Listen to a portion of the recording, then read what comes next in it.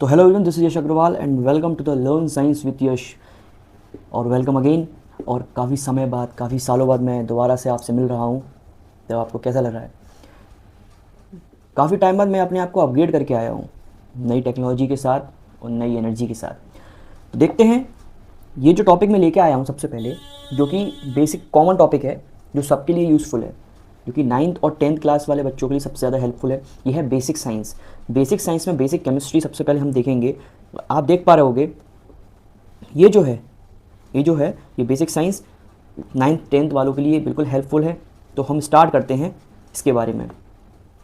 तो पहले general science के बारे में देखते हैं, क्या है साइंस। साइंस में भी सबसे पहले हम केमिस्ट्री के बारे में देखते हैं। चलिए, ये आप देख रहे हो केमिस्ट्री। तो व्हाट इज़ केमिस्ट्री? केमिस्ट्री क्या है? देखो, सबसे पहले आपको इतना तो पता ही है कि साइंस जो है, साइंस के 3 पार्ट होते हैं, बेसिक 3 पार्ट होते हैं, जैसे कि केमिस्ट्री, फिज़िक्स एंड बायोलॉजी। ये मेन 3 पार्ट होते हैं, फिजिक्स, केमिस्ट्री और बायोलॉजी। अब इनके भी अंदर पार्ट्स होते हैं, लेकिन हमें इसके बारे में नहीं जानना है। मैं तो आपको बेसिक जनरल साइंस पढ़ाने जा रहा हूँ आज। फर्स्ट वीडियो में जनरल साइंस हम पढ़ेंगे क्या होता है। तो सबसे पहले हम देख लेते हैं केमिस्ट्री क्या होती है। केमिस्ट्री के बारे में देखते हैं, केमिस्ट्री क्या है।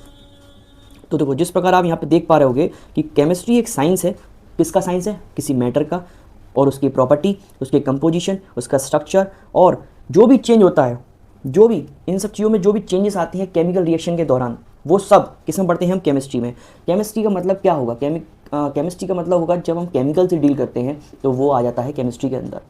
ओके, चलिए, इसके कई सारे ब्रांचेस होते हैं। केमिस्ट्री कई सारी ब्रांचेस होते हैं, जैसे कि physical chemistry, organic chemistry, inorganic chemistry और एनालिटिकल केमिस्ट्री और बायोकेमिस्ट्री। इनमें से आप लोग सिर्फ अब इतना जानो, फिजिकल केमिस्ट्री क्या होता है, ऑर्गेनिक केमिस्ट्री क्या होता है और इनऑर्गेनिक केमिस्ट्री क्या होता है। बाकी ये आपको जानने की कोई ज़रूरत नहीं है, 9th 10th के लिए इतना इनफ है। तो फिजिकल केमिस्ट्री क्या होता है? Physical chemistry generally physical property के बारे में बात करता है, किसी भी मैटर की फिजिकल प्रॉपर्टी के बारे में बात करता है, तो वो फिजिकल केमिस्ट्री हो गया। और ऑर्गेनिक केमिस्ट्री, ऑर्गेनिक शब्द से जुड़ा है कार्बन, सबसे बड़ी बात कार्बन। तो कार्बन कंटेंट कंपाउंड्स की जब हम स्टडी करते हैं तो उसको बोलते हैं ऑर्गेनिक केमिस्ट्री। अच्छा, एक बात ध्यान रखना, जब हम क्लास 10th के सारे चैप्टर्स करेंगे, स्टार्ट करेंगे हम लाइट चैप्टर से, फिर धीरे धीरे करके सभी चैप्टर हम धीरे धीरे करके पढ़ेंगे, जिसमें कार्बन एक अलग से चैप्टर है केमिस्ट्री का। जब हम उसके बारे में पढ़ेंगे तो हम पूरा डिटेल में जानेंगे इसके बारे में। फिर आता है इनऑर्गेनिक केमिस्ट्री। तो जो कार्बन के बारे में पढ़ रहा है, जो कार्बन कंटेंट कंपाउंड्स हैं, सॉरी, वो हो गया ऑर्गेनिक केमिस्ट्री, और जो जिसमें कार्बन नहीं है तो वो हो गया इनऑर्गेनिक केमिस्ट्री। अच्छा, फिर ये 2 जब मैंने लिख दिए हैं, लेकिन इसको आपको ज़्यादा दिमाग नहीं लगाना है, इसको हटा दो, आप इसको हटा ही दो, और कुछ नहीं है इनके बारे में। चलिए, तो केमिस्ट्री की जो शुरुआत होती है, सबसे पहले जो केमिस्ट्री की शुरुआत होती है, उसमें सबसे पहले क्या पढ़ाया जाता है? उसमें सबसे पहले पढ़ाया जाता है मैटर। सबसे पहले पढ़ाया जाता है उसमें मैटर। तो मैटर क्या होता है? देखो, हर वो चीज़ मैटर है, हर वो चीज़, क्या, कुछ भी, जो भी आपका कोई स्पेस घेर रहा हो और उसमें मास हो तो वो हो गया मैटर। कोई भी चीज़ जो स्पेस घेर रहा हो और जिसमें मास हो तो वो होता है मैटर। जैसे सपोज ये पेन रखी है, ये पेन जो स्टाइलस है, इसमें मास होगा, कोई ना कोई मास तो होगा इसमें, और अगर मैं इसको यहाँ रख दूँ तो ये स्पेस घेर रहा होगा, तो ये क्या है? मैटर। तो डेफिनेशन में आप देखना क्या लिखा है कि anything that has mass and take up space. कोई भी चीज़ जिसमें मास है और वो स्पेस घेर रहा है तो वो क्या है? मैटर। और ये कुछ भी हो सकता है, सॉलिड भी हो सकता है, लिक्विड भी हो सकता है और गैस भी हो सकता है। ओके, इसके बाद हम जानेंगे व्हाट इज़ एटम। एटम क्या होता है? एटम सुन लो क्या होता है। कलर चेंज करते हैं सबसे पहले। चलिए, देखो एटम क्या है। एटम किसी भी एलिमेंट की सबसे स्मॉलेस्ट यूनिट है। किसी भी एलिमेंट की, जो भी कोई एलिमेंट होता है, जैसे कि हाइड्रोजन, हीलियम, लिथियम, जितने भी सारे एलिमेंट्स हैं, इन सब की सबसे स्मॉलेस्ट यूनिट को हम बोलते हैं एटम। एटम को आप किस तरीके से समझ सकते हो? जैसे कि आप एक घर बनवाते हो, आप एक घर बनाते हो, तो घर में सबसे पहले किस चीज़ की आवश्यकता होती है? एक ईंट की, है ना, एक ब्रिक की। तो जो ईंट होती है वो एक घर बनाने का क्या है? बेसिक सबसे स्मॉलेस्ट यूनिट है। जब आप ईंट रखोगे तो ईंट पे ईंट रखते रखते ही घर बनता है। तो इसी प्रकार एटम एटम एटम आपस में जुड़ते जुड़ते जुड़ते एक पूरा एलिमेंट बनता है। तो एटम क्या है? एक बेसिक स्मॉलेस्ट यूनिट, ठीक है, किसी भी एलिमेंट की। ओके, इसके बाद इसमें क्या क्या होता है? इसके कंपोस्ट किस किस से मिलकर बना होता है? तो एक जो एटम होता है, सबसे पहले मैं आपको एक बात बताता हूँ, जब सबसे पहले एटम की डिस्कवरी हुई थी तो साइंटिस्ट वगैरह ये बोलते थे कि एटम से छोटा कुछ नहीं है। सबसे स्मॉलेस्ट यूनिट है एटम, एटम से छोटा कुछ है ही नहीं। फिर धीरे धीरे करके जब और साइंटिस्ट आए, उन्होंने और रिसर्च की, तो उनको गलत प्रूफ किया, तब जाके ये भी पता चला कि एटम से भी छोटा कुछ है, एटम से भी छोटा कुछ है। जैसे कि क्या था, प्रोटॉन, न्यूट्रॉन और इलेक्ट्रॉन, प्रोटॉन, न्यूट्रॉन और इलेक्ट्रॉन, ये हैं एटम से भी छोटे। ओके, तो क्या है ये प्रोटॉन, क्या है न्यूट्रॉन और क्या है इलेक्ट्रॉन, इनको भी देख लेते हैं। चलिए कलर चेंज कर देते हैं सबसे पहले। तो देखो, इसको रेस कर देता हूँ मैं पहले।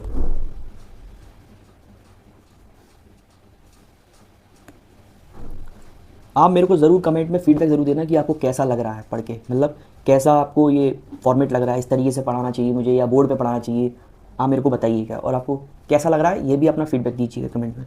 तो देखो, एक एटम है, ये एटम का ही मैं स्ट्रक्चर बनाता हूँ। एक सपोज ये एटम है, ये एटम है।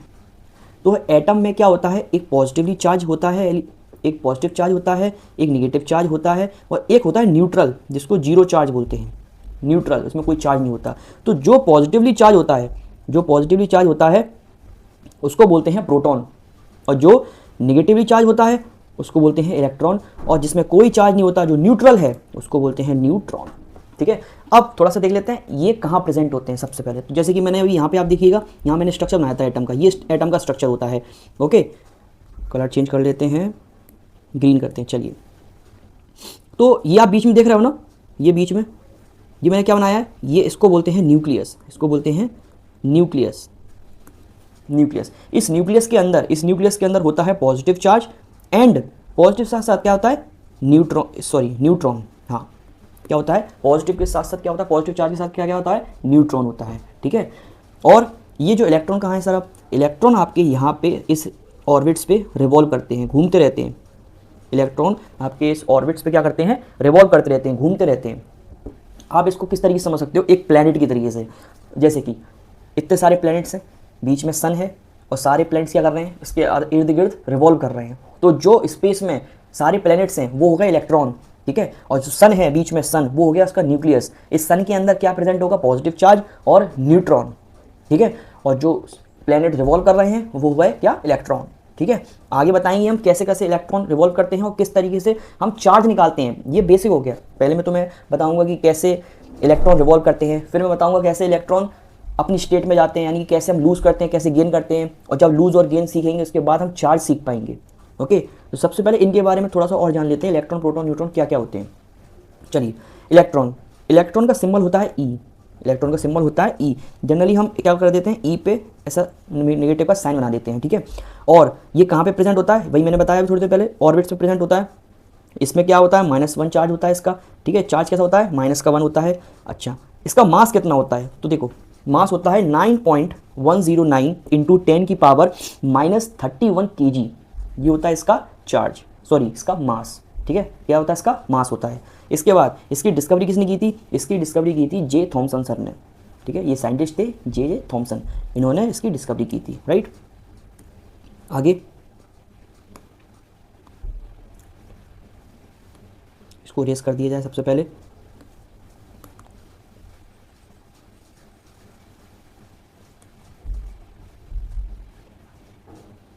चलिए, अब देखिए, ये आपको समझ में आ गया एटम का और एटम के पार्ट्स के बारे में समझ में आ गया। अब देख लेते हैं हम एटॉमिक नंबर। एटॉमिक नंबर क्या होता है, एटॉमिक नंबर होता है नंबर ऑफ प्रोटॉन या फिर नंबर ऑफ इलेक्ट्रॉन। इसको पेन को चेंज करते हैं सबसे पहले। देखो, मेरा कहने का क्या मतलब है, एटॉमिक नंबर, एटॉमिक नंबर कैसे निकालते हैं, एटॉमिक नंबर जो होता है वो नंबर ऑफ इलेक्ट्रॉन और नंबर ऑफ प्रोटॉन के बराबर होता है। मतलब कहने का मतलब ये है कि जितने नंबर ऑफ इलेक्ट्रॉन होंगे और जितने ही नंबर ऑफ प्रोटॉन होंगे, ठीक है, वही उसका एटॉमिक नंबर होगा। कैसे सर, तो एक करके देखते हैं, बताता हूँ। जैसे कि मैं जस्ट सपोज कुछ भी ले लेते हैं, जैसे कि हाइड्रोजन, हीलियम, लिथियम, जैसे लिथियम ले लेते हैं। चलिए, लिथियम जिसका एटॉमिक नंबर होता है 3, एटॉमिक नंबर होता है 3। तो इसमें लिथियम में, लिथियम के एटम में इलेक्ट्रॉन भी 3 होंगे और प्रोटॉन भी कितने होंगे, 3 होंगे। तो ये इसका मतलब है कि एटॉमिक नंबर इक्वल टू होता है नंबर ऑफ इलेक्ट्रॉन और नंबर ऑफ प्रोटॉन, ये सब आपस में बराबर होते हैं। ठीक है, मास क्या होता है, एटॉमिक मास, तो मास होता है जितने प्रोटॉन होंगे और जितने न्यूट्रॉन होंगे उनको अगर आप प्लस कर दोगे तो आपका क्या निकल आएगा, मास निकल आएगा। Number of proton plus number of neutron, इसको आप कर दोगे प्लस, तो आपका निकल आएगा क्या, मास। ओके, फिर उसके बाद आइसोटोप देख लेते हैं। ये सब बेसिक्स है केमिस्ट्री, इन सब बेसिक्स केमिस्ट्री के बारे में हम पढ़ रहे हैं, तो छोटे छोटे कॉन्सेप्ट हैं, इनको आप लिख लीजिएगा, इसको आप पढ़ लीजिएगा। आइसोटोप्स क्या होते हैं? तो आइसोटोप्स क्या क्या होते हैं सुनिए।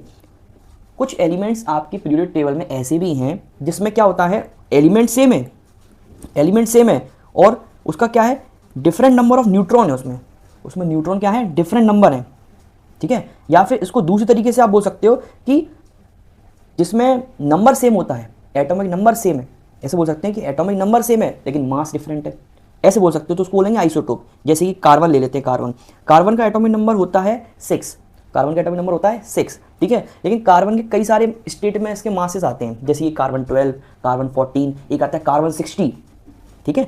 तो ऐसे करके करके कार्बन के कई सारे क्या है, अलग अलग आइसोटोप्स हैं, ठीक है। इसको बोलते हैं आइसोटोप्स। क्या होता है आइसोटोप्स? तो आइसोटोप्स होता है कि जिसमें डिफरेंट नंबर ऑफ क्या हो, मास हो, लेकिन सेम एलिमेंट हो, यहाँ पे सेम एटॉमिक नंबर हो, डिफरेंट मास हो, तो उसको बोलते हैं हम क्या, आइसोटोप्स, ठीक है।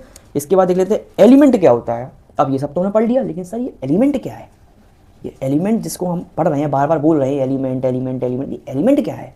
तो देखो, आपने पीरियड टेबल देखी है, नहीं देखी है तो आगे दिखा दूंगा मैं, डोंट वरी, शायद मेरे पास होगी, मैं दिखाता हूँ। देखो ये आप देख रहे हो, ये सारे एलिमेंट्स हैं, ये सारे क्या है, एलिमेंट्स हैं, ठीक है। ये देखो जैसे कि hydrogen, helium, lithium, beryllium, boron, carbon, nitrogen, oxygen, fluorine, neon, ये सब क्या है, ये सारे एलिमेंट्स हैं, सारे के सारे एलिमेंट्स हैं, ओके।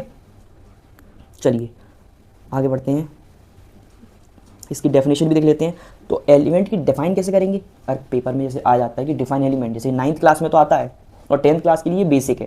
देखो मैं ये बेसिक क्यों पढ़ा रहा हूँ, इसका एक सबसे प्रमुख कारण है। प्रमुख कारण क्या है कि 9th वाले बच्चों का तो रिवीजन हो जाएगा, है ना, क्योंकि 9th में तो ये है ही।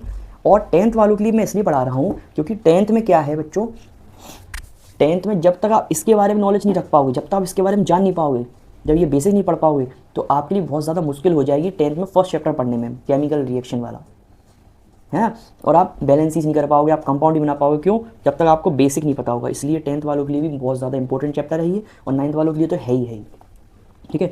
एलिमेंट क्या होता है, जस्ट एलिमेंट देख लेते हैं। तो देखो ये आप एलिमेंट देखो, एलिमेंट क्या है, pure substance made of one type of atom. समझ रहे हो क्या बोल रहा है ये बोल रहा है कि ये एलिमेंट जो होता है प्योर सब्सटेंस होता है जिसमें एक टाइप को एलिमेंट, मतलब एक टाइप ऑफ एटम से मिलकर बना होता है।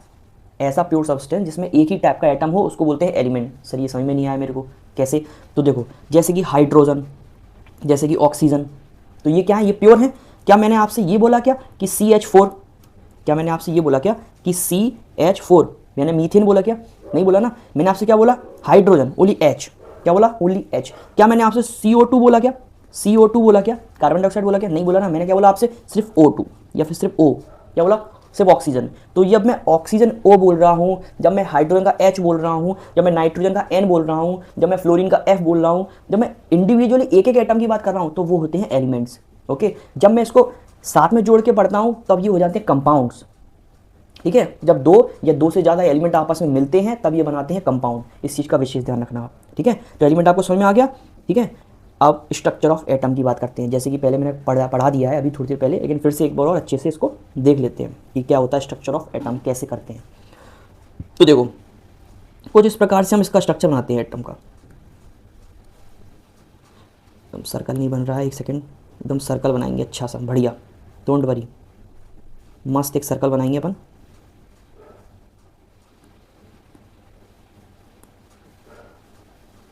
चलिए जैसे कि ये हो गया,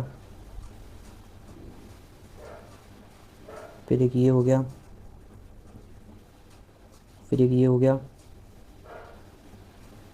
चलो ये आपको दिख रहा है। चलो इसको बोलते हैं, बीच वाले पार्ट को बोलते हैं न्यूक्लियस। बीच वाले पार्ट को क्या बोलते हैं, न्यूक्लियस, ठीक है। और ये सारे आपको दिख रहे हैं, ये ऑर्बिट्स हैं, ये सब क्या हैं, ऑर्बिट्स हैं। क्या है ये, ऑर्बिट्स, ठीक है। ये बीच में न्यूक्लियस और साइड साइड में क्या है, ये चक्री सी आपको दिख रही है, इसको क्या बोलते हैं, ऑर्बिट्स, ठीक है। इसको प्लेनेट की तरह से ले लेना, जैसे प्लेनेट्स होते हैं। तो जो न्यूक्लियस है इनके अंदर प्रेजेंट होता है, ये पूरा एटम है, ठीक है, ये पूरा एटम है, स्ट्रक्चर ऑफ एटम पढ़ा रहा हूँ मैं। इसके बीच में होता है न्यूक्लियस। न्यूक्लियस के अंदर होता है पॉजिटिव चार्ज यानी प्रोटॉन और नो चार्ज यानी कि न्यूट्रॉन, ठीक है। पॉजिटिव चार्ज और न्यूट्रॉन, प्रोटॉन और न्यूट्रॉन। अब ये सर ऑर्बिट्स हैं, इनके अंदर क्या है, तो इनके अंदर ऑर्बिट्स के अंदर होते हैं इलेक्ट्रॉन्स। क्या होते हैं, इलेक्ट्रॉन्स। ये देखो ये ऐसे घूमते रहते हैं, चक्री खाते रहते हैं, ठीक है, ये है इलेक्ट्रॉन्स, ये ऐसे घूमते रहते हैं। अब ये कैसे घूमेंगे, क्या करते हैं, ये सारे तरीके से आपको मैं बताता हूँ, और ये कैसे भरते हैं, एटम कैसे भरे जाते हैं वो भी मैं आपको सिखाता हूँ। चलिए एक बार एटम भरना आपको आ गया ना, इलेक्ट्रॉन भरना आ गया आपको, इलेक्ट्रॉन भरना आ गया एटम के अंदर, तो आप चार्जेस सीख जाओगे। चलो देखते हैं कैसे करते हैं, चलो इसको रेस करते हैं पहले।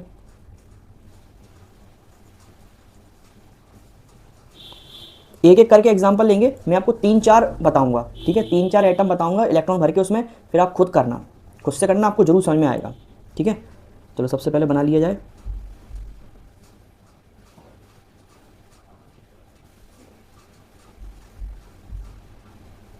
चलो एक यहाँ बना लेते हैं, एक यहाँ बना लेते हैं, चलो 2 बना लिए, काफ़ी हैं। तो कौन सा लोग लेके बताऊँ, बताओ आप लोग बताओ। एक काम करते हैं, एक लेते हैं पॉजिटिव वाला, एक लेते हैं नेगेटिव वाला, ठीक है, चार्जेस भी आपको समझ में आ जाएंगे इससे। जैसे कि एक लेते हैं अपन सोडियम का, जिसका सिंबल होता है Na, और उसमें एटॉमिक नंबर कितना होता है सोडियम का, कौन बताएगा। देखो ये देखो, कहाँ है, ढूंढो, ये रहा, इसका एटॉमिक नंबर होता है 11। और एक लेते हैं क्लोरीन, जिसका एटॉमिक नंबर होता है 17, ठीक है। सोडियम जिसका एटॉमिक नंबर होता है, क्या होता है, 11। और एक लेते हैं हम क्लोरीन Cl, जिसका एटॉमिक नंबर होता है कितना, 17, ठीक है। अब इसको करके देखते हैं कैसे इसको बढ़ते हैं। देखो मैंने थोड़ी देर पहले पढ़ाया था कि एटॉमिक नंबर किसके बराबर होता है, नंबर ऑफ इलेक्ट्रॉन के बराबर होता है, और नंबर ऑफ इलेक्ट्रॉन किसके बराबर होता है, नंबर ऑफ प्रोटॉन के बराबर होता है। यानी कि ये आपस में सब बराबर होते हैं, यानी कि जितने एटॉमिक नंबर होगा उतने ही इलेक्ट्रॉन होंगे और उतने ही प्रोटॉन होंगे। चलो तो सबसे पहले हमें पता चल गया कि सोडियम का एटॉमिक नंबर होता है 11, क्यों, हमने पीरियड टेबल से देख लिया और हमें याद कर लिया। आपको देखो पीरियड टेबल याद करनी पड़ेगी, और मैं आपको बेसिक इसकी आगे जो वीडियो आएंगी, बेसिक की भी 2-3 वीडियो आएंगी, उसमें आपको ये भी सिखा दूँगा कैसे याद करना है। आपको इस तरीके से याद हो जाएगा कि HHELI BBCNO FNE NAMG ALSE PSCLER, इस तरीके से आपको याद हो जाएगा, मैं गारंटी ले रहा हूँ आपको, ठीक है। तो सबसे पहले जैसे कि सोडियम है, सोडियम का एटॉमिक नंबर होता है 11, राइट। अब अगर 11 इसका एटॉमिक नंबर है तो नंबर ऑफ इलेक्ट्रॉन भी कितने हुए, 11, ठीक है। मेरे साथ साथ भरना। तो देखो पहले तो ये सीख लो कि इन सेल्स को बोलते क्या हैं। ये जो फर्स्ट सेल आपको दिख रहा है, फर्स्ट सेल, ये तो बीच में हो गया न्यूक्लियस, ये बीच में हो गया न्यूक्लियस, ये जो फर्स्ट सेल है इसको बोलते हैं के शेल, सेकंड सेल को बोलते हैं एल शेल, और थर्ड सेल को बोलते हैं KLM शेल, ठीक है। जैसे ही अगर एक और बनाएंगे तो N हो जाएगा, एक और बनाएंगे तो N हो जाएगा, KLMN। इसको भरते कैसे हैं, तो उसके रूल सुन लो। सबसे पहले के शेल में मैक्सिमम 2 इलेक्ट्रॉन भर सकते हैं, सिर्फ के शेल में मैक्सिमम 2 इलेक्ट्रॉन भर सकते हैं, एल सेल में मैक्सिमम 8 इलेक्ट्रॉन भर सकते हैं, और एम सेल में भी मैक्सिमम 8 इलेक्ट्रॉन भर सकते हैं। वैसे 2 8 18 होता है, अपन 2 8 18 ऐसे करके पढ़ते हैं 32, लेकिन हमें जो छोटे इलेक्ट्रॉन्स हैं इसमें हम क्या देखेंगे, 2 8 8 18 18 32 32, इस तरीके से, ठीक है। कैसे भरेंगे, देखो सबसे फर्स्ट सेल में यानी कि के शेल में नंबर ऑफ इलेक्ट्रॉन कितने जा सकते हैं, मैक्सिमम सिर्फ 2 जा सकते हैं। सोडियम के पास टोटल कितने हैं, 11 है, तो 2 गए, चलो एक ये भर दिया, एक ये भर दिया, एक ये भर दिया और एक ये भर दिया, ठीक है। तो 2 गए, यानी कि 11 में से 2 गए, कितने बचे, इसके बाद कितने बचे, 9 बचे ना। तो अब दूसरे शेल में यानी कि एक काम करते हैं, कलर चेंज कर लेते हैं, कन्फ्यूज़न ना हो जिससे। चलो पहले शेल में मैक्सिमम 2 भर दिए, ठीक है। दूसरे सेल में इसके बाद बचे कितने, 9 बचे ना, 9 बचे, लेकिन इसमें भर कितने सकते हैं, एल शेल में पॉसिबिलिटी कितनी है इलेक्ट्रॉन भरने की है, 8 की, लेकिन है उसके बाद 9, तो 8 भरते हैं पहले, 8 भर के कंप्लीट हो जाएगा। ये क्या हो रहा है, 1 2 3 4 5 6 7 और यहीं पे कहीं भर देते हैं, और 8 इलेक्ट्रॉन भर दिए, कंप्लीट। अच्छा एक चीज़ ध्यान रखो, मैं ये क्या बोल रहा हूँ कि सर आप क्या बोल रहे हो, कंप्लीट कंप्लीट कंप्लीट। तो देखो इसमें जितनी जो शेल्स हैं इन सब की तथा है, जैसे कि आप लोग हैं, आप लोग की एक लिमिट होती है ना कि हम कितना ही खाना खा सकते हैं, हमारे पेट में कितनी जगह है, ऐसे ही इन शेल्स की भी एक लिमिट है कि कितने इलेक्ट्रॉन ही भर सकता है। जैसे के शेल में सिर्फ 2 की लिमिट है कि 2 से ज़्यादा नहीं भरेगा, फट जाएगा, 2 से ज़्यादा नहीं भर सकता।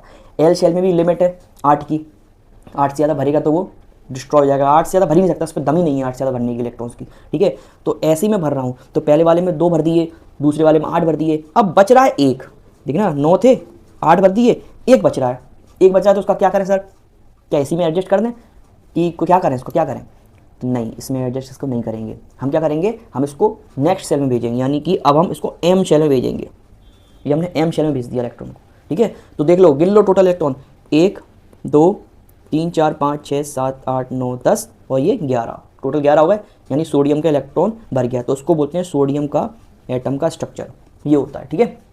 ऐसे हम क्या करते हैं, ऐसे इलेक्ट्रॉन को भरते हैं, ठीक है। अब चार्जेस, थोड़ा चार्जेस भी सीख लेते हैं, क्या होता है चार्ज। चार्ज क्या होता है, इसी में बता देता हूँ चार्ज क्या होता है। देखो, कलर चेंज कर लिया जाए, ये सही है, डार्क कलर। देखो ध्यान से सुनना, चार्ज क्या होता है। तो चार्ज हमें पता होना चाहिए, चार्ज दो तरीके के होते हैं, एक हो गया पॉजिटिव चार्ज, एक हो गया नेगेटिव चार्ज। एक हो गया पॉजिटिव चार्ज, एक हो गया नेगेटिव चार्ज, ठीक है। या तो कोई एटम पे, कोई भी एलिमेंट पे या तो पॉजिटिव चार्ज चढ़ेगा या तो नेगेटिव चार्ज चढ़ेगा, ठीक है। चार्जेस क्या है, ये होता है आइंस, ठीक है। जब अपन कोई इलेक्ट्रॉन लूज करते हैं या गेन करते हैं तो क्या हो जाता है, चार्ज चढ़ जाता है, ठीक है। तो उसको चार्ज बोलते हैं। तो देखो कैसे करेंगे, इसमें कैसा होगा। तो देखो एक चीज़ सुनना ध्यान से, सोडियम है, ठीक है, सोडियम है, इसको स्टेबल होना है, हर कोई व्यक्ति को स्टेबल होना अपने जीवन में होना पड़ेगा, ठीक है। सब चाहते हैं कि हम स्टेबल हो जाएं, सभी लोग चाहते हैं कि हम अपने जीवन में क्या हो जाएं, स्टेबल हो जाएं। तो स्टेबल होने के लिए लोग क्या करते हैं, स्टेबल होने के लिए लोग क्या करते हैं, चलो देखते हैं क्या करते हैं। तो देखो अपने आप को कंप्लीट करते हैं, ठीक है। जैसे कि इसका देखना, सोडियम का के शेल था, सोडियम का के शेल था, इसमें 2 इलेक्ट्रॉन भर दिए तो ये कंप्लीट हो गया, स्टेबल हो गया, चलो ठीक है स्टेबल हो गया। एल शेल, इसमें 8 भरने थे तो 8 भर दिए तो ये भी स्टेबल हो गया, ये भी कंप्लीट हो गया। अब बचा एम सेल। एम सेल में स्टेबिलिटी के लिए क्या क्या चाहिए था, आप बताओ। एम सेल में स्टेबिलिटी के लिए टोटल 8 की जरूरत थी 8 की जरूरत। इसके पास हैं कितने, इसके पास हैं टोटल कितने, एक, सिर्फ एक ही है ना। अब बेचारा क्या करे, या तो वो 7 किसी से उधार ले ले तो ये कंप्लीट हो जाएगा, इसको 8 की जरूरत है ना, और एक है इसके पास, या तो वो किसी से 7 उधार ले ले तो कंप्लीट हो जाएगा, या फिर अपना एक छोड़ दे तो कंप्लीट हो जाएगा। क्यों, अगर एक छोड़ दिया तो वो खत्म, तो वैसे ही सोडियम कंप्लीट हो रहा है ना। तो इस केस में क्या होगा, इस केस में ये होगा कि ये जो एक इलेक्ट्रॉन बचा है ये छोड़ देता है, सोडियम लूज कर देता है, सोडियम इलेक्ट्रॉन छोड़ देता है, ठीक है। अब ये कैसे, अब मैं आपको एक तरीका बताता हूँ। जैसे कि सपोज करो आपके पास 10 रुपये हैं, आपके पास 10 रुपये हैं, आपका काम 9 में चल रहा है, आपका काम 9 में चल रहा है, आपका काम 9 में चल रहा है और 20 में भी चल रहा है, 9 रुपये में भी आपका काम चल रहा है और 20 रुपये में भी चल रहा है।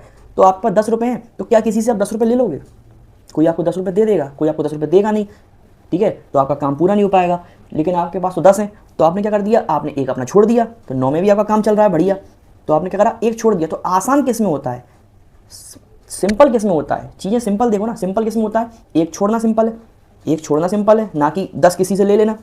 तो एक क्या कर दिया, छोड़ दिया। ऐसी सोडियम है, सोडियम का काम देखना, एम वाले में या तो 7 लेने से चल रहा है, 7 किसी से ले ले इलेक्ट्रॉन तो भी इसका काम चल रहा है, या फिर एक इलेक्ट्रॉन छोड़ दे तो भी इसका काम चल रहा है। तो ये क्या करता है, तो ये एक इलेक्ट्रॉन सोडियम अपना एक इलेक्ट्रॉन छोड़ देता है। और छोड़ना, अगर आप लूज़ करोगे, अगर आप लूज़ करोगे तो आप पे पॉजिटिव चार्ज चढ़ेगा, और अगर आप गेन करोगे, किसी से गेन करोगे तो आप पे नेगेटिव चार्ज चढ़ेगा। इसका भी सुन लो कैसे, जैसे कि आप पे कई सारे रुपए हैं, आप ज़मींदार हैं, आप अगर किसी को रुपए देते हैं ब्याज पे तो आप नेगेटिव में जाते हो या पॉजिटिव में जाते हो, आप बताओ। अगर आप ब्याज पे किसी को रुपए देते हो तो आप नेगेटिव में जाते हो या पॉजिटिव में, ऑब्वियसली आप पॉजिटिव में जाते हो। क्यों, आपने उसको ब्याज पे रुपए दिए हैं, आपको ब्याज भी तो आएगा, आपके पैसे बढ़ेंगे ना, तो आप तो बढ़िया पॉजिटिव में जा रहे हो। तो अगर आप लूज़ करोगे इलेक्ट्रॉन, ध्यान रखना, अगर इलेक्ट्रॉन लूज़ कर रहा है तो वो किस में जाएगा, पॉजिटिव में जाएगा। अच्छा, अगर आप इलेक्ट्रॉन गेन कर रहे हो, अगर कोई भी एलिमेंट इलेक्ट्रॉन गेन कर रहा है, यानी कि आपने किसी से पैसा ले लिया, तो आप खुद सोचो, आपने किसी से पैसा लिया तो आप पॉजिटिव में जाओगे या नेगेटिव में जाओगे, ऑब्वियस सी बात है आप नेगेटिव में जाओगे। क्यों, आपने किसी से ब्याज पे पैसा लिया है, आपको रुपए तो देना ही है लेकिन साथ में ब्याज भी देना है, तो आप तो वैसे ही बेचारे कंगाल हो गए, है ना। तो ये इतना कॉन्सेप्ट समझ लो कि जब आप लूज़ करोगे, इलेक्ट्रॉन को लूज़ करोगे तो ये जाएगा पॉजिटिव में, और अगर आप गेन करोगे तो ये जाएगा नेगेटिव में, ठीक है। इस चीज़ को ध्यान रखना। तो देखना, अब यहाँ पे आ जाओ दोबारा से वापस। सोडियम ने कितने इलेक्ट्रॉन को क्या करा, लूज़ किया, सोडियम ने कितने इलेक्ट्रॉन लूज़ किया, सोडियम ने एक इलेक्ट्रॉन लूज़ किया ओनली। कितने किया, सिर्फ एक इलेक्ट्रॉन लूज़ किया ना, एक इलेक्ट्रॉन लूज़। तो सोडियम ने यदि एक इलेक्ट्रॉन लूज़ किया तो सोडियम पे कितना चार्ज चढ़ गया, एक पॉजिटिव का। कितना चार्ज चढ़ गया, एक पॉजिटिव का। क्या आपको चार्ज समझ में आई, कैसे निकालते हैं।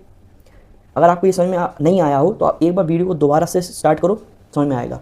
लेकिन एक काम करते हैं अपन, दोबारा से एक और एग्जाम्पल लेके आपको समझते हैं। ये तो मैंने पॉजिटिव का आपको समझा दिया सोडियम का, अब एक आपको नेगेटिव चार्ज वाला भी समझाता हूँ। इसको रेस कर देता हूँ, चलो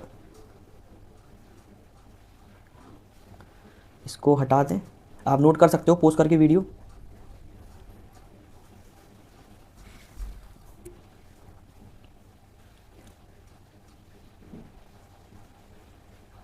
आप अपना फीडबैक ज़रूर दीजिएगा। ये बेसिक केमिस्ट्री है, बहुत बेसिक केमिस्ट्री है। आप इसको ढंग से एक बार अच्छे से, अगर आप चाहते हो 1.5 की स्पीड में भी दे सकते हो, कोई प्रॉब्लम नहीं है, लेकिन आप इसको ज़रूर देखना। ये पूरी सीरीज़ को जरूर देखना। जो बेसिक केमिस्ट्री की जो सीरीज़ है ना, आप सारी देखना। मैं पूरा बेसिक पढ़ा दूंगा आपको, पूरा बेसिक पढ़ा दूंगा, इतना बेसिक पढ़ा दूंगा आपको कि आपको क्लास 10th में केमिस्ट्री में कोई प्रॉब्लम नहीं आएगी। ये मैं गारंटी ले रहा हूँ आपसे। चलो अब मैं आपको बताता हूँ एक क्लोरीन का, Cl17, जिसका एटॉमिक नंबर होता है 17। क्लोरीन का एटॉमिक नंबर होता है 17। तो वही दोबारा से कॉन्सेप्ट पे रिवाइज करो, दिमाग में ले आओ। 17 अगर उसका एटॉमिक नंबर है तो नंबर ऑफ इलेक्ट्रॉन कितने होंगे? मेरे साथ बोलो, वीडियो देखो मत, सिर्फ एक बार बोलो मेरे साथ कि नंबर ऑफ इलेक्ट्रॉन अगर, sorry, number of atomic number अगर 17 है तो नंबर ऑफ इलेक्ट्रॉन कितने होंगे? हाँ 17। और नंबर ऑफ प्रोटॉन कितने होंगे? गुड, 17। तो एटॉमिक नंबर अगर 17 है तो इलेक्ट्रॉन भी 17 और प्रोटॉन भी 17। ठीक है, तो अब इलेक्ट्रॉन भर रहे हैं ना पहले, तो हमें पता है पहला शेल K शेल, दूसरा शेल L शेल, और तीसरा शेल आप लोग बोलो, जल्दी जल्दी बोलो बोलो, M शेल। ठीक है, इतना समझ में आ गया? एक काम करते हैं, इसको उठा के थोड़ा सरका देते हैं साइड में। आ जाओ बेटा, साइड में आ जाओ। तो पहले सेल में कितने भरे जाएंगे? चलो सीख गए तुम लोग। पहले सेल में मैक्सिमम 2 ही भर सकते हैं, ठीक है, क्योंकि K सेल में कितनी इसकी ताकत है, कितनी क्षमता उसकी भरने की? 2 की। चलो 17 में से 2 गए, कितने बचे? 15 बचे। चलो दूसरे में कितनी क्षमता है? 8 की, तो भर दो, 1 2 3 4 5 6 7 और 8, 8 भर दिया। तो 15 में से 8 और गए तो कितने बचे? 15 में से अगर आपके 8 और चले कितने बचे? 7 बचे, ओनली 7 बचे। चलो 7 इलेक्ट्रॉन। अब बारी आती एम शेल की, तो एम शेल में भर दो। एम शेल में तथा कितने की है, कितनी इसमें दम है बनने की? 8 की दम है ना, तो भर दो। है कितने बचे? कितने? 7 ही बचे, तो भरते हैं। चलो 1 2 3 4 5 6 और 7, बस 7 भर दिए, 7 इलेक्ट्रॉन भर दिए। अब आप मेरे को ये बताओ, क्या एम बेचारा कंप्लीट हुआ? वैसे तो चलो ये हो तो गया स्ट्रक्चर क्लोरीन का, इसको बोलते हैं क्लोरीन के एटम का स्ट्रक्चर। अब आते बारी चार्ज पे, अब अपन चार्ज वाले कॉन्सेप्ट पे आते हैं। अब मेरे को एक बार बताओ कि के कंप्लीट हो गया, एल कंप्लीट हो गया, एम, क्या एम कंप्लीट हुआ? आप बताओ, क्या एम कंप्लीट हुआ? नहीं हुआ ना। एम में कितनी की इसको, मतलब कितनी जरूरत थी, कितनी भूख थी उसको? उसको भूख थी 8 इलेक्ट्रॉन्स की। उसको आपने दिए कितने? आपने उसको 7 इलेक्ट्रॉन दिए। ठीक है, तो कितने की और भूख है कंप्लीट होने के लिए? 1 की और जरूरत है ना, 1 की। अब आप ये बताओ, क्लोरीन के एटम कंप्लीट होने के लिए, क्लोरीन के एटम को स्टेबल होने के लिए, या तो वो एम शेल से 7 छोड़ दे तो वो कंप्लीट हो जाएगा, कि उसके के और एल तो कंप्लीट है, या तो वो 7 इलेक्ट्रॉन छोड़ दे, या फिर किसी से 1 इलेक्ट्रॉन ले ले, किसी से 1 इलेक्ट्रॉन ले ले। तो आप खुद बताओ इसमें आसानी किस में होगी? किसी से 1 इलेक्ट्रॉन लेना आसान होगा ना, कि 7 इलेक्ट्रॉन छोड़ना तो बहुत मुश्किल है। 7 इलेक्ट्रॉन छोड़ना या फिर बहुत अमाउंट की एनर्जी को रिलीज करना है ना, और 1 इलेक्ट्रॉन लेना ज़्यादा इशू नहीं है उसमें। तो ये क्या करता है क्लोरीन किसी से 1 इलेक्ट्रॉन उधार ले लेता है। क्या करता है? क्लोरीन किसी से 1 इलेक्ट्रॉन उधार ले लेता है। और अभी थोड़ी देर पहले बताया था मैंने, क्या बताया था कि जब अपन लूज करते हैं तो पॉजिटिव चार्ज चढ़ता है, क्योंकि अपन तो जमींदार हो गए, और जब अपन गेन कर रहे हैं तो अपन क्या हो गए? कर्जदार हो गए। अपन को भैया कर्ज देना है उन्हें, तो क्या हो गया? Negative charge. अपन ने 1 इलेक्ट्रॉन गेन किया। अच्छा कितने इलेक्ट्रॉन गेन किए? 1 किया ना, तो 1 माइनस, तो क्लोरीन पे चार्ज चढ़ता है 1 माइनस का। इतना समझ में आया आपको? मैंने इसको आप कितने डिटेल में समझाया, जबकि आप भतेर वीडियो देखते हो, बहुत सारी वीडियो देखते हो कि इसमें आपको डायरेक्ट बता दिया होगा, लेकिन मैंने कोशिश की है कि अपनी देसी भाषा में तुमको समझाने की। तो आप इसको एक बार फिर देखिएगा वीडियो। और अब मैं आपको देता हूँ वर्क। क्या वर्क देता हूँ? चलो वर्क सुन लो। वर्क ये है कि आपको सोडियम, मैंने बता दिया, आपको लिथियम का चार्ज निकालना है, पोटेशियम का चार्ज निकालना है, ठीक है, कैल्शियम का मैंने बता दिया, फ्लोरीन का निकालना है, ब्रोमीन का निकालना है, आपको इसमें बेरिलियम का निकालना है, मैग्नीशियम का निकालना है, कैल्शियम का निकालना है, इधर आपको ऑक्सीजन का निकालना है, सल्फर का निकालना है, ठीक है, एल्यूमिनियम का निकालना है, बोरोन का निकालना है, ठीक है। ये जो मैंने सर्कल लगाए हैं, इन सब एलिमेंट के कुछ चार्ज निकालने हैं, और कमेंट में मेरे को बताना है कि इस पर कितने चार्ज चढ़ेंगे। ध्यान रखना, पढ़ाई सिर्फ वीडियो देख के मत करो, प्रोएक्टिवली पढ़ाई करो। एक्टिवली कैसे? वीडियो के साथ साथ मैं आपको टास्क दूंगा, आपको टास्क भी सॉल्व करना है, सॉल्व करके कमेंट, हमारे पास कमेंट तो है ना, तो कमेंट बॉक्स है, कमेंट बॉक्स में आप आंसर दीजिए, तो मैं समझूंगा कि हाँ बच्चे एक्टिव हैं। ठीक है, आपको ये सब करना है। एक काम करते हैं, एक और मैं आपको चार्ज बताता हूँ, आप खुद बताओ कौन सा बताऊँ। क्या बोल रहे हो? मैग्नीशियम का? चलो मैग्नीशियम बताते हैं। मैग्नीशियम का एटॉमिक नंबर होता है 12। चलो वापस इस पर आ जाते हैं, इसी वाले स्लाइड पे आ जाते हैं। इसको हटा दें, इरेज कर रहा हूँ मैं, लिख लेना, ठीक है, नोट कर लेना पोस्ट करके। बच्चों आप टेंशन मत लो, आपको इतना कुछ कंटेंट मिलेगा। मैं पूरा क्लास 10 की केमिस्ट्री, पूरी क्लास 10 की फिजिक्स और पूरे क्लास 10 की बायोलॉजी पढ़ा दूंगा। ठीक है, स्टार्ट हम करेंगे फिजिक्स से। जब अभी मेरी बेसिक के लेक्चर खत्म होने दो, लगभग 2 वीडियोज़, मतलब एक ये, इसके बाद एक और वीडियो आई, उस दोनों वीडियो में बेसिक खत्म कर दूंगा, या ज़्यादा से ज़्यादा 3 वीडियो में। उसके बाद अपना चलेगा वन शॉट। अगर आप चाहते हो मेरे को कमेंट कर देना कि आप वन शॉट वीडियो में चाहते हो एक एक चैप्टर, या फिर आप चाहते हो छोटे पार्ट्स में वीडियोज़ आएँ। जैसा आप चाहते हो वैसा मैं लेके आ जाऊँगा, कोई दिक्कत नहीं। अपन मस्त तरीके से पढ़ेंगे। अब मैं आया हूँ फुल अपग्रेडेशन के साथ आया हूँ और फुल एनर्जी के साथ आया हूँ और तरीके से आपको पढ़ाऊँगा, डोंट वरी। मैं 3 साल पहले वीडियो डालता था उसकी क्वालिटी और अब मैं जो वीडियो डाल रहा हूँ उसकी क्वालिटी में ज़मीन और आसमान का अंतर है। चलो, मैग्नीशियम का मुझे बताना है आपको। मैग्नीशियम का एटॉमिक नंबर होता है 12।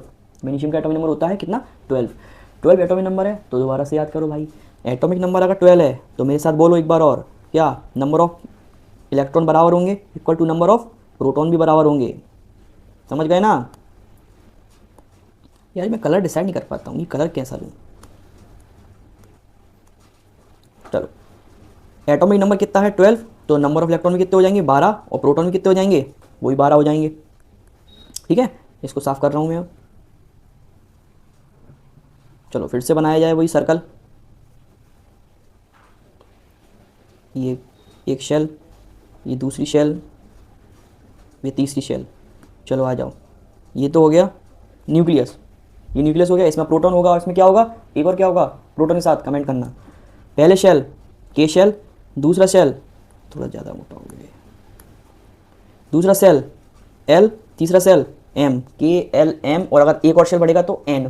ठीक है, पहले सेल में मैक्सिमम 2 जा सकते हैं, 2 भर दिए, लो 2 भर दिए, और 12 में से 2 गए, 10 बचे। अब दूसरे सेल में मैक्सिमम कितने जा सकते हैं? 8, लेकिन है कितने उसके बाद? 10, तो भर दो 8, 1 2 3 4 5 6 7 और 8, 8 भर दिए, कंप्लीट हो गए।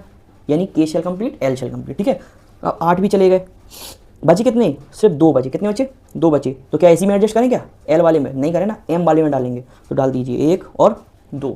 अब मेरे को आप बताओ कि एम वाले को कंप्लीट करने के लिए कितने एटम्स की ज़रूरत है, सॉरी कितने इलेक्ट्रॉन्स की ज़रूरत है? कितने इलेक्ट्रॉन की ज़रूरत है? हाँ, कितने की ज़रूरत है? पूरे 8 की ज़रूरत है, लेकिन इसके पास हैं कितने? 2। सिर्फ 2 है ना इलेक्ट्रॉन्स, ओनली 2। अब 2 हैं और ज़रूरत 8 की है, तो कितने की कमी और है? कितनी कमी है? 6 इलेक्ट्रॉन की कमी है। तो एक आप खुद बताओ, या तो वो 6 इलेक्ट्रॉन किसी से ले ले तो 8 हो जाएंगे, कंप्लीट हो जाएंगे, उसकी फैमिली कंप्लीट स्टेबल। लेकिन 6 इलेक्ट्रॉन नहीं ले पाए या फिर वो 2 छोड़ दे, तो आप खुद बताओ कोई इतना है भला मानस जो 6 इलेक्ट्रॉन्स को दे देगा? चलो ये तो हो गई मजाक की बात। अब मैं आपको इसके पीछे का रीज़न बताता हूँ। क्या होगा अगर ये किसी से 6 इलेक्ट्रॉन ले ले, अगर ये किसी से 6 इलेक्ट्रॉन ले ले तो उसके बाद नंबर ऑफ इलेक्ट्रॉन कितने हो जाएंगे? नंबर ऑफ इलेक्ट्रॉन कितने हो जाएंगे टोटल? जैसे 12 थे टोटल और 6 इसने ले लिया, ये मैं बता रहा हूँ कि अगर 6 इलेक्ट्रॉन ले ले तो कितने हो गए टोटल? कितने हो गए? 18 इलेक्ट्रॉन। इलेक्ट्रॉन अगर 18 हो गए और बीच में न्यूक्लियस के अंदर कितने प्रोटॉन? कितने हैं? प्रोटॉन तो 12 ही हैं, प्रोटॉन थोड़ी चेंज हो गए। अब प्रोटॉन 12 हैं, इलेक्ट्रॉन 18 हो गए, इलेक्ट्रॉन ज़्यादा हो गए, तो क्या ये इलेक्ट्रॉन प्रोटॉन को खींच नहीं लेगा अपनी तरफ और एटम डिस्ट्रॉय हो जाएगा? ये इसका रीज़न है।